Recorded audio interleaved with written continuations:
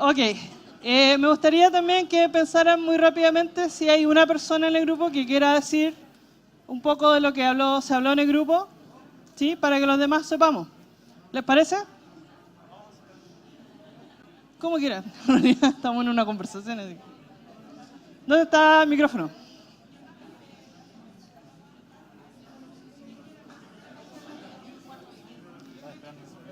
Ya. ¿Estamos listos entonces? ¿Wanda? Ya. ¿Hay algún grupo que quiera comenzar a contarnos lo que hablaron? Primero que nada, me alegro mucho de que hayan hablado, porque los vi hablando mucho. Eso es bueno. Ahora queremos que el resto sepa de qué hablaron. Entonces, el grupo que hable, le voy a pedir que lea la pregunta y luego cuente un poco de lo que discutieron. Hola, buenas tardes. Ya, La silencio. pregunta... Silencio, por favor. Párate. Bueno, ya. a la orden. Orden. Mamá. Wanda. La pregunta que nos tocó a nosotros es, ¿qué hace falta hacer para que la ciencia sea inclusiva? Que es un poco lo que hemos estado conversando y escuchando toda la tarde. Sin embargo, igual salieron buenos puntos. Consideramos que es importante, para empezar, preguntar cuáles son las reales necesidades que tienen las personas en situación de discapacidad. Porque tal como dijo Paula, muchas veces, bueno, ya no me acuerdo si fue Wanda o Paula, pero las cosas que son creadas para las personas con discapacidad no las hacen personas con discapacidad. Entonces tampoco logran empatizar cuáles son las reales necesidades que tiene o cuáles son las pifias que podría eventualmente tener una iniciativa. También hablamos de la necesidad de utilizar las herramientas tecnológicas disponibles para la inclusión. Conversábamos también que quizás eso puedan ser cosas de muy alto costo, pero también por lo mismo era necesario partir con las ganas de querer buscar estas alternativas. Porque si nos quedamos solamente en que, no, pero es que es muy caro, no vamos a llegar a ningún lado. Muchas veces existen los fondos, existen las instancias para poder adquirir tecnología que sea necesaria y no lo estamos considerando. Hablamos también de lo que sí, ahí mencionó Paula, de la presencia quizás en el Parlamento de personas en situación de discapacidad que también permitan generar la empatía. Lo importante de la empatía, también lo hablamos en distintos contextos, lo importante que era sensibilizar con realmente qué es lo que es necesario, qué no. Y bueno, eso en general hablamos. Y quería aprovecharme del micrófono para preguntarle a Paula, a Wanda, en base a lo mismo que hemos estado conversando. Estamos hablando de qué es necesario para la ciencia, pero en primer lugar, ¿qué creen ustedes que es necesario en términos sociales para empezar a hacer el cambio? ¿Qué es necesario como personas? Porque personalmente yo soy una persona que se relaciona mucho en base a tirar bromas, al sarcasmo. Es una buena idea generar más bromas, generar más humor al respecto, por ejemplo, ¿sería una buena iniciativa? Ya, bueno, esa pregunta tiene que ver con la del grupo de ahí atrás. Pero si la Paula la quiere contestar o Wanda quiere empezar, luego le voy a pasar el micrófono al grupo de atrás. ¿Qué dicen, Paula? ¿Yo primero? A ver, yo creo que parte por la educación de los pequeños. Siento que si a los niños los acercamos más a la discapacidad, va a ser más rápida la inclusión de lo que es ahora. Claro. Porque ahora se ve mucho, y insisto en lo que decía antes, que tenemos que vernos y tenemos que dejar que nos miren para que se acostumbren a que estamos y que somos parte de esto. Pienso que por ahí va, y tampoco ese miedo de repente de la talla, de la broma. Tuve la suerte de estar en la Teletón, y en la Teletón, o sea, de repente hasta se asustaban de la broma tan canallas que nos tirábamos entre nosotros, pero es parte de la superación de estas barreras, del miedo a... Creo que eso es muy bueno, el humor. Wanda, no sé si quieres responder algo a la pregunta de mi hermana. Tengo toda mi familia acá. Pero no vinieron por mí, vinieron por Wanda. Toma. Yo estoy de acuerdo con... Aquí está el micrófono. Yo estoy de acuerdo con Paula porque es a través de la inmersión de que nosotros todos veamos las discapacidades como algo que es completamente normal, que la fragilidad de la vida es una realidad, que todos nacemos, que todos envejecemos, que el cuerpo degenera y nos tenemos que morir, ¿verdad? Pero las discapacidades son algo completamente normal y nosotros tenemos que relacionarnos más, acercarnos más al grupo de personas con discapacidad y ver esto como parte de la vida diaria, que distintas maneras de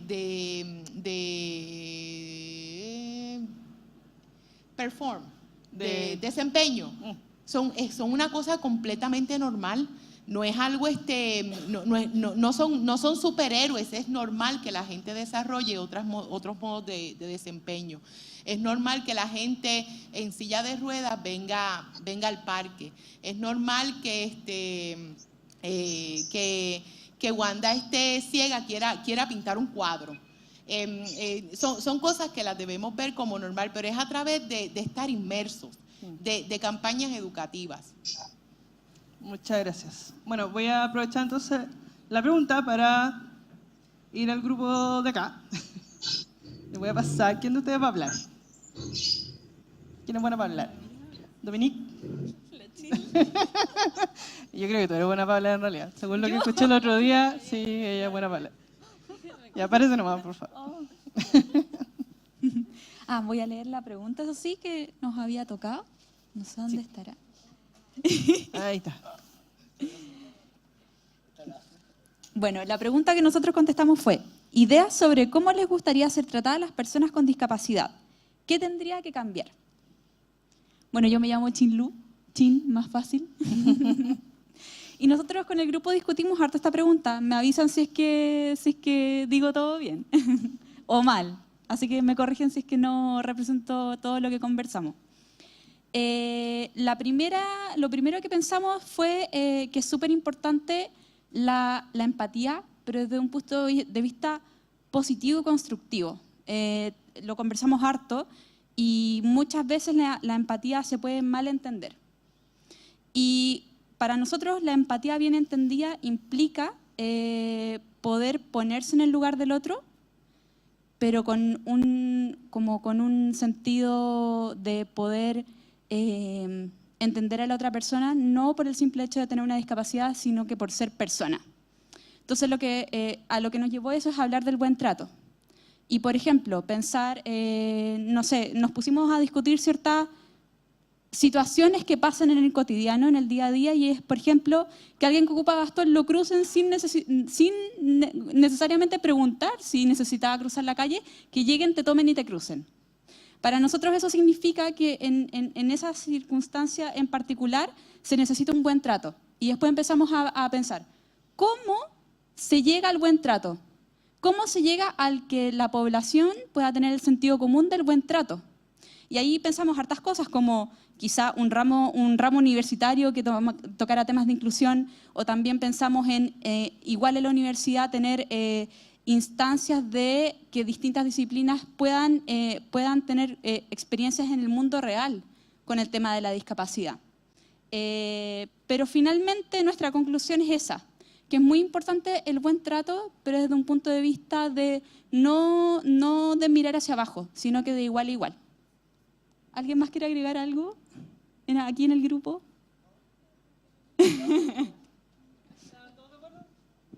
Y aplauso entonces para la intervención.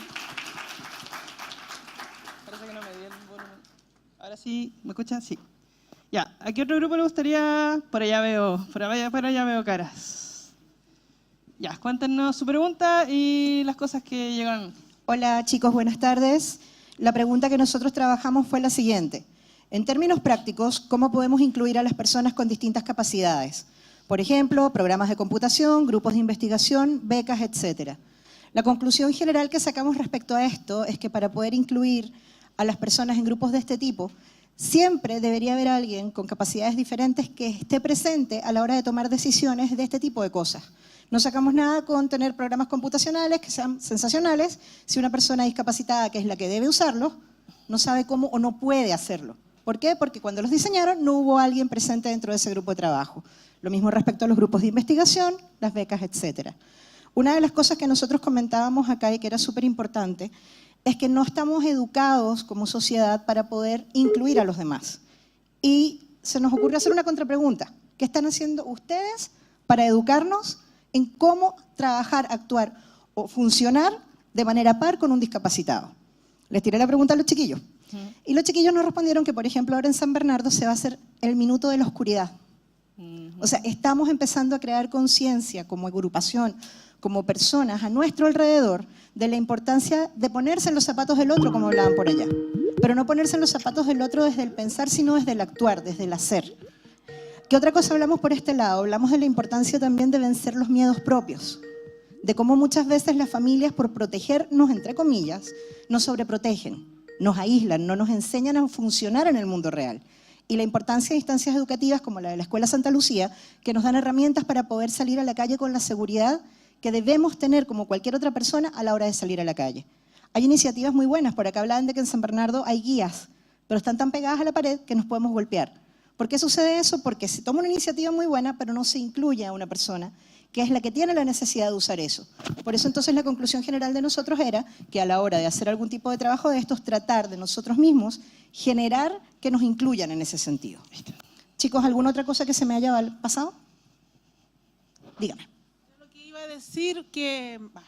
pensaba que estaba por allá, no la veo. No, tomé un té, ¿no? Que la educación empezara como de chico, primero de la casa y después la escuela, en la básica, porque esa es la forma, yo creo, antes de la universidad, porque en la universidad casi nos hacen un favor a nosotros incluir. Efectivamente, la idea no es que nos hagan un favor, es un derecho.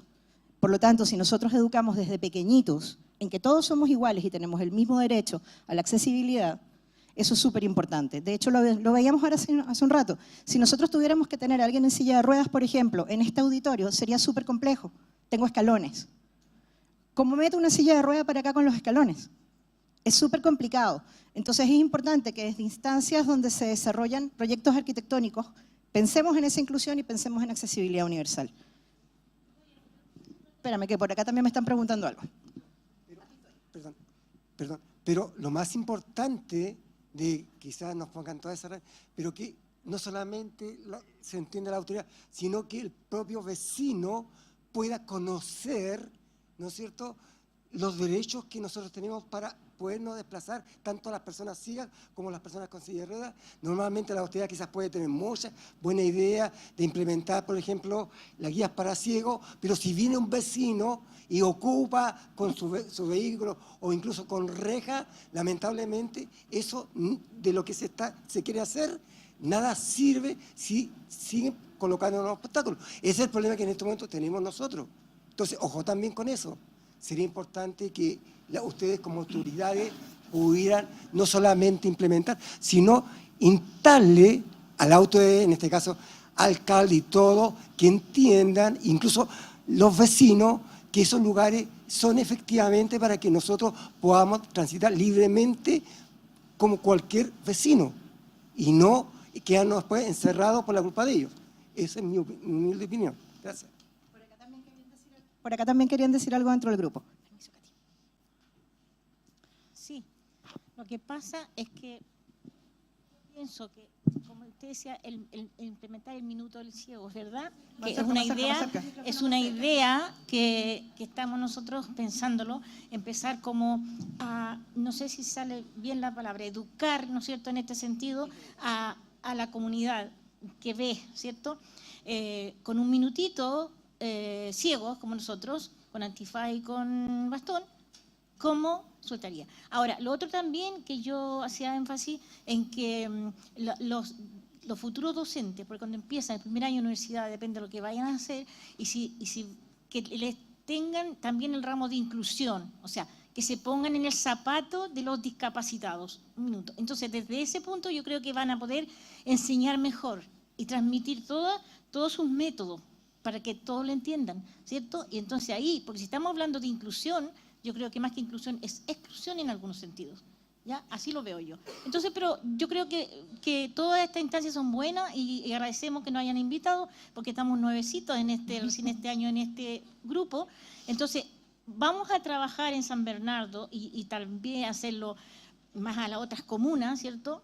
Para que esto sea como una agrupación que enseñe más que nada a las personas a entender a los discapacitados, no solamente a los ciegos, sino a todos los demás discapacitados, ¿cierto? Y la estructura, la infraestructura, quiero decir, ¿cierto? A eso me refiero también. Gracias. Muchas gracias. Yo quiero seguir sabiendo de ustedes. De alguna forma vamos a mantener el contacto porque nosotros tenemos experiencias astronómicas desarrolladas que nos encantaría ir a hacer a San Bernardo y nos encantaría aprender con ustedes también. Tengo que mencionar aquí a Jimena, que la conocí hace un par de semanas y me asombró. Ella está haciendo un estudio sobre la sensibilización, sobre la discapacidad visual de la persona y tiene números, tiene resultados que nos pueden ayudar y que los pueden también, yo creo, ayudar en el propósito que tienen. Así que los voy a presentar. Están sentados aquí al lado, de hecho están a 3 sillas de distancia para que conversen. Muchas gracias. Ya, vamos a ir por este grupo entonces para que nos digan quién quiere ser vocero o vocera acá. Para acá. Nos tocó para habladora, ¿cierto? Bueno, este grupo tiene una característica bien especial y es que es un grupo con muy diferentes edades y creo que fue lo que formó y generó la respuesta. La pregunta es, ¿cómo podemos llevar el trabajo realizado en ciencia inclusiva a transformarse en una política pública? Lo primero que se habló acá es que quizás lo primero era cómo nosotros en la vida, digamos, rutinaria, cotidiana, podríamos hacer y incluirnos y a partir de ahí hacer difusión e ir avanzando hacia los demás estamentos. Vamos a dejar la palabra acá al más joven del grupo, un chico de 11 años, porque creemos que es ahí donde está la juventud, donde ahí aparecen muchas posibilidades. Vamos. ¿Va a decir algo? No sé qué decir. Bueno, yo creo que lo que él planteó es muy importante, ¿cierto? Porque nosotros tenemos que educarlo desde pequeño a todo el mundo para que sepa cómo tratar. Él nos llamó la atención, opina, ¿cierto? Tiene una distinción, está sentado acá, lo saco porque en general nosotros creemos que los jóvenes tienen que venir con todo hecho. Y un poco lo que planteamos es que es en la juventud lo que se pueden plasmar muchos de los deseos, muchas de las ganas, y en este momento a los mayores, a los que estamos trabajando, ¿qué nos queda? Apoyar a los jóvenes, porque este es un proceso, un camino. No es algo que se va a hacer hoy día ni mañana, es algo que va a tener que tener mucho desarrollo, y las personas que llevamos trabajando en ello y que somos mayores, nos corresponde apoyar a todos los jóvenes, y en este caso a los jóvenes que están en esta sala, y hacer algo concreto. No seguir hablando de lo que se podría hacer, de lo que hay, sino que de qué es lo que nosotros podemos hacer. Y en este caso un poco Wanda nos daba la luz y nos decía, mira, nos daba la luz. Y eso es increíble porque es así, que tenemos que apoyar todo el trabajo que hemos hecho, traspasarlo a nuevas generaciones para que ellos sigan trabajando y finalmente lleguemos a políticas públicas que se puedan dar. Creo que eso era. No sé si alguien más, algo. Los chicos, Wanda, mamá de Wanda, mamá de Erika. Pero es como si fuera su mamá. Claro, porque teníamos los más pequeños y los más mayores en un círculo armonioso dedicado a trabajar para todos. Qué muy bien, qué bien. Allá, José. O sea, es que era algo que se había mencionado, pero era para que no se olvidara.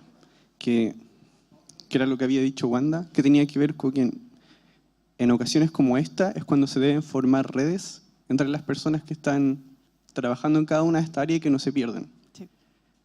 Y también comienzan a incluir a otras personas, como por ejemplo, no sé, esto ya más personal, que yo creo que falta gente que trabaja, por ejemplo, en el área de ingeniería y también en el área de la política. Por ejemplo, algún representante público que también esté involucrado. Y desde este tipo de ocasiones, de reunión entre personas que están preocupadas por estos problemas, generar petitorios y hacerlos públicos y mostrar que hay gente que ve esto como un problema que tiene que ser solucionado y que es importante para todos. Sí. Eso era algo que se había mencionado también. Muy bien. De hecho, sí, es uno de los propósitos que tenemos y espero poder lograrlo con la ayuda de ustedes. Obviamente este rato no nos va a alcanzar para hacer un petitorio, pero sí podemos generar algo vía online de alguna forma, que ustedes vayan también viendo, aprobando, desaprobando, y podamos hacer algo así. Ya. Vamos a ir al grupo de al lado entonces, que también quieren hablar. Todo ahí está. Aplausos.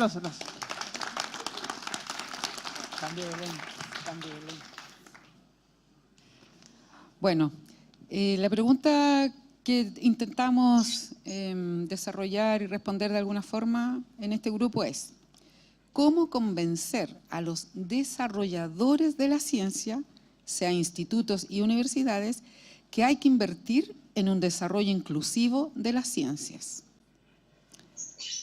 Súper problemático, porque ¿cómo convencemos a los desarrolladores de ciencia, de institutos o universidades? Invertir en un desarrollo inclusivo de ciencia. Yo borraría de la ciencia y dejaría solamente que hay que invertir en un desarrollo inclusivo, de lo que sea. ¿Ya? Bueno, aquí había... Hoy se fue la niña acá. Bueno, se fueron porque se tenían que ir. Y una de las cosas que se mencionó, como lo mencionaron también en otro grupo, es el desarrollo de políticas públicas. Yo les recuerdo que hay una ley, la 20.422, que es la ley de inclusión, que está vigente desde el 2010, si mal no me acuerdo.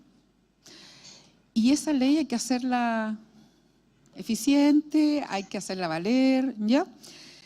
Y que habla de cómo hacer para que en este país todas las personas con cualquier tipo de discapacidad tengan acceso a todo lo que tienen los que supuestamente no tienen discapacidad. Pero, como hay ignorancia, que se mencionó acá, lo mencionó en la mesa anteriormente Sergio, etc., si seguimos ignorantes no vamos a desarrollar ninguna cosa. La ley está, hace rato.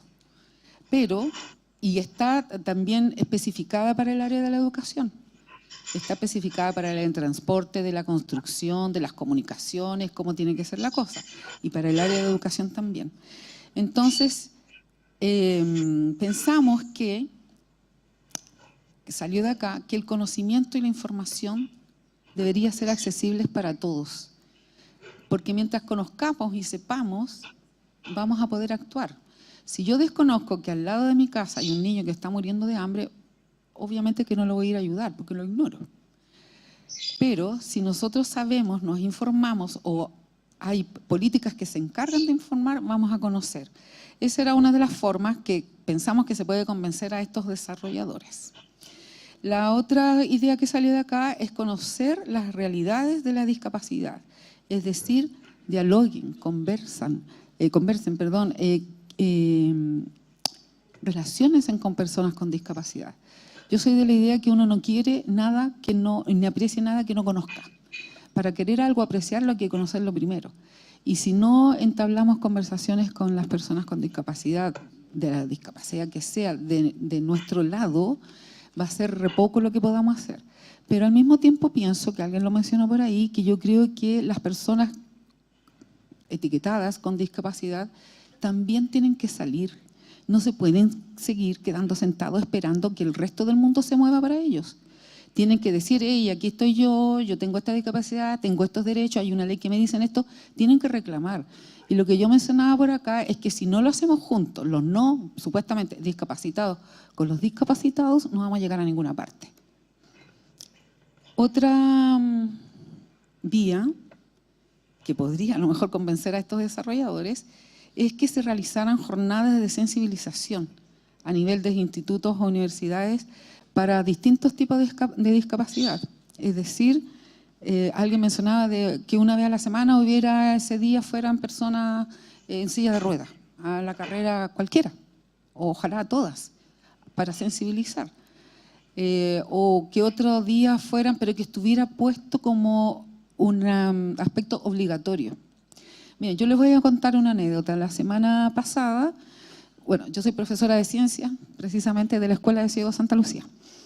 Y la semana pasada estuvimos participando con los cursos, con cuarto y sexto año, en la Feria Científica Juvenil, que es la número 48, no, la Feria Científica Juvenil, que se desarrolla en el Museo Nacional de Historia Natural, la número 48, se demoraron 48 años en invitar a estudiantes con discapacidad.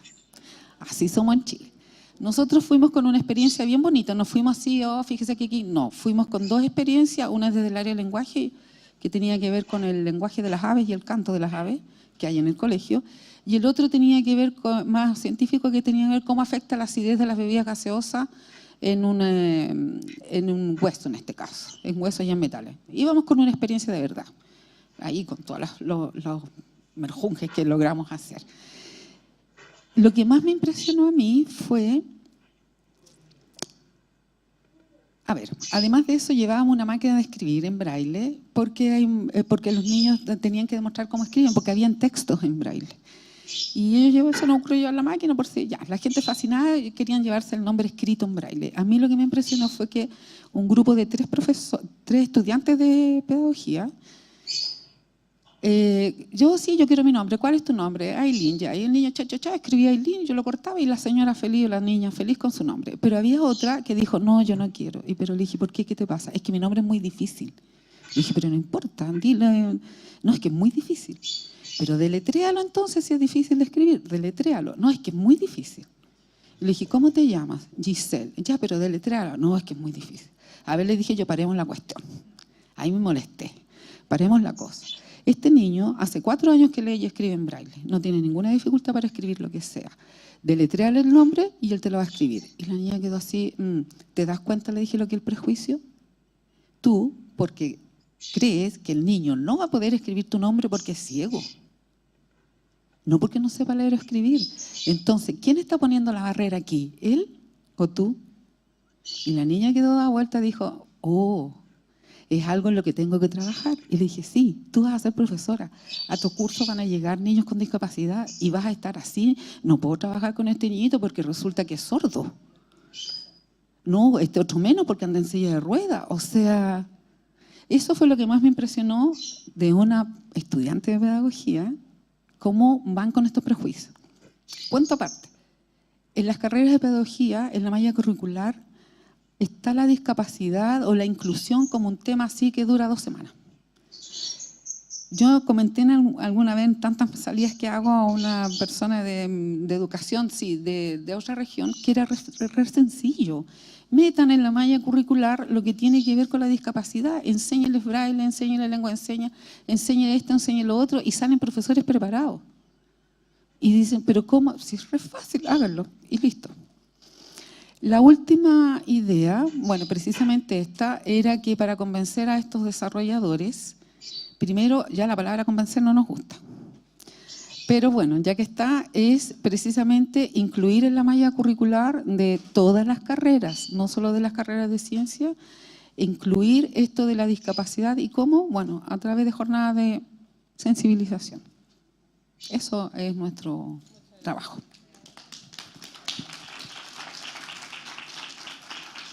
Ya, me parece que quedan como 2, 3 grupos. Y Paula, les voy a pedir que sean breves porque estamos abusando del tiempo de nuestras intérpretes de señas. Así que, bueno, ¿qué grupo va a hablar tú? ¿El de ustedes? ¿Por acá? Ah, muy bien. Sí, no, igual lo quería hacer súper cortita. La pregunta que nos tocó discutir a nosotros fue qué podemos hacer para visibilizar el tema ciencia inclusiva en general y qué podemos hacer en el día a día. En realidad discutimos muchas cosas, varias de los temas o conclusiones que tuvimos lo discutieron también todos ustedes. Más que nada es generar más instancias como esta y sobre todo invitar a la gente que pueda hacer algo al respecto, como los políticos, creo que al momento lo pensé, quizás incluso profesores o directores de nuestros mismos departamentos de ciencia, porque ellos en realidad hay que concientizarlos a ellos por sobre todas las cosas, y que pueden hacer algo al respecto también. ¿Y qué podemos hacer en el día a día? Quizás más difusión, en algún punto en el cual podamos incluir a todas las edades, desde pequeñitos, como todos los discutimos, y también los grandes, pero desde todas las edades poder, ¿cómo se dice? Decirle este tipo de problemáticas, que no sean problemáticas, sino que sea algo bastante normal, porque es lo que hemos conversado todo el rato. Muchas gracias. Ya. ¿Quién nos va a iluminar? Ya. Sí. Ya, la verdad nuestra pregunta fue un poco difícil de desarrollar, ya que surgió, bueno, les voy a contar la pregunta primero para que vean por qué nos costó. Dice, ¿cómo despertar la curiosidad y el interés por la ciencia en jóvenes y niños en situación de discapacidad? Dentro de la pregunta salió uno de nuestros jóvenes de Sidevi, que es ciego, preguntando, porque hablábamos de herramientas, de mostrar cosas táctiles, de muchas cosas. Y dentro de eso nos preguntó, ¿qué pasa si un chico ciego que le muestran un, ¿cómo se llama esta cosa? Globo terráqueo, perdón. Nunca lo ha visto, nunca lo ha tocado, no lo conoce. La verdad, wow, es difícil. Yo trabajo con personas ciegas y sordociegas y la verdad tratamos de que entiendan todo lo que pasa alrededor igual que cualquier otra persona. Pero es difícil cuando no se tienen las herramientas para hacerlo.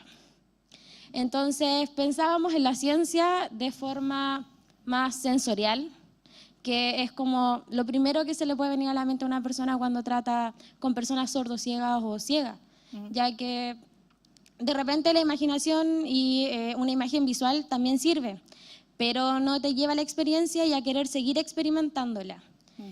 Milena nos contaba que para ella si hay herramientas, no sé, láminas táctil, no sé, quizás si vamos a hablar, no sé, de un... ¿cómo se llaman estas cosas? Siempre se me olvida. No sé si les vamos a enseñar distintas cosas, ya sea una tormenta, lo que es cualquier cosa, el sentir el aire, el agua.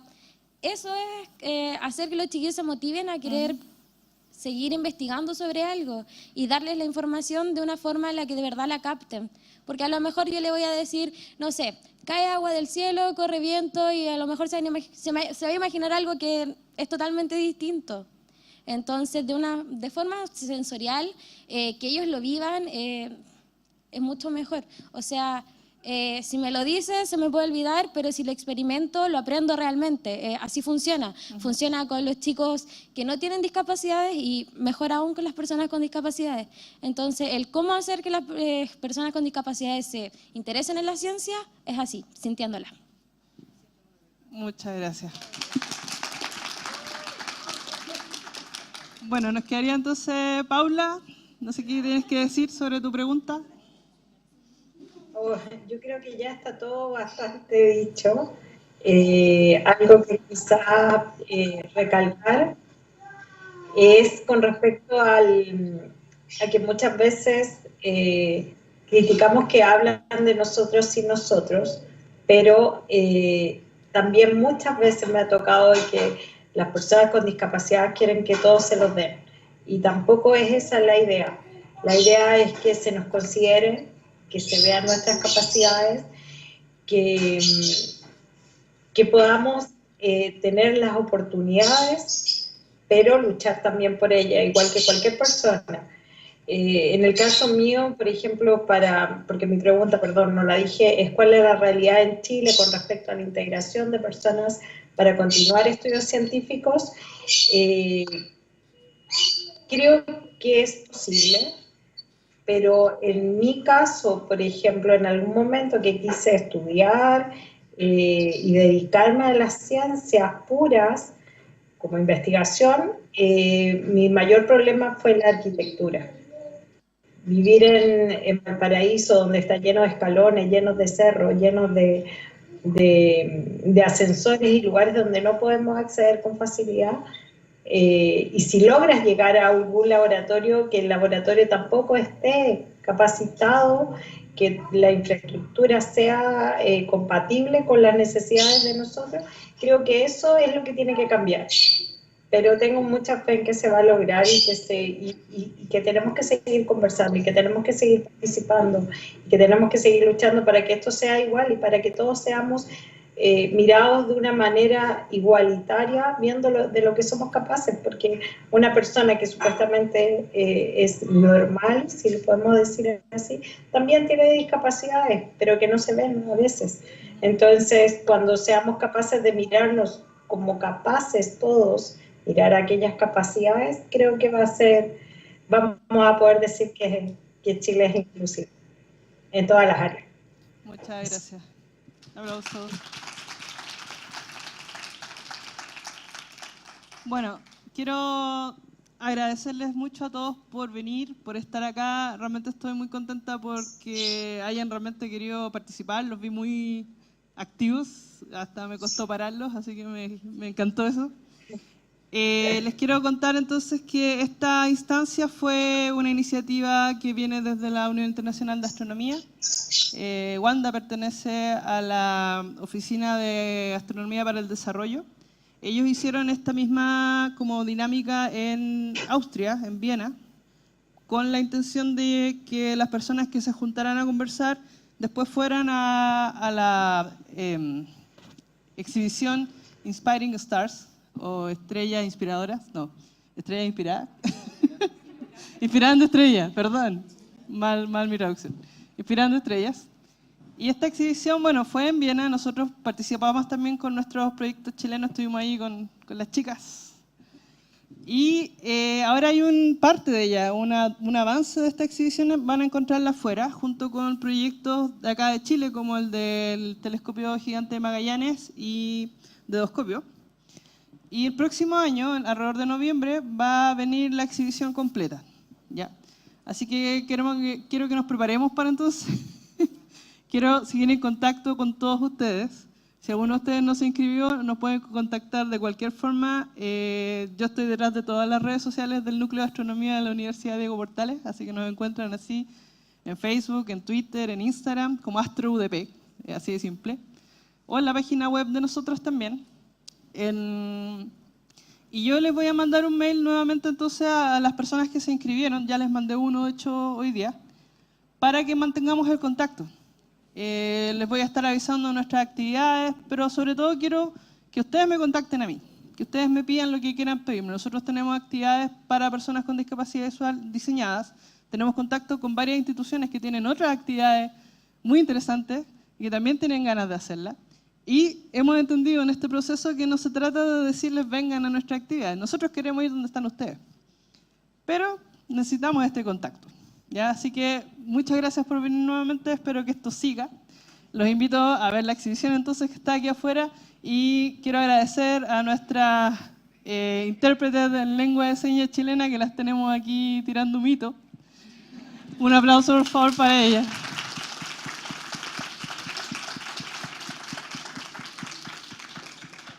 Y gracias a todos los panelistas que estuvieron con nosotros. Espero que... Muchas gracias. Y gracias a todos ustedes por participar. A Paola, aquí está. Pero si es panelista. No, muy mentira, Mateito. Es igual a mi amigo. Mi amigo, el esposo de Paula, es un clon. La de clon. Gracias.